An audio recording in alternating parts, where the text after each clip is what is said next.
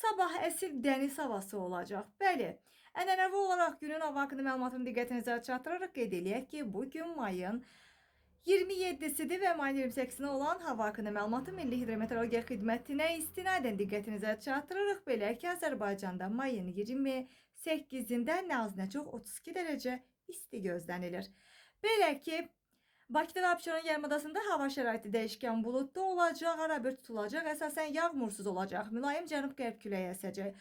Havanın temperaturu gecə 17-19 dərəcə, gündüz 25-30 dərəcə isti olacaq. Azərbaycanın rayonlarına gəlincə, hava rayonlarda da yağmursuz olacaq, gecə və səhər bəzi yerlərdə duman olacaq və qərb küləyi əsəcək.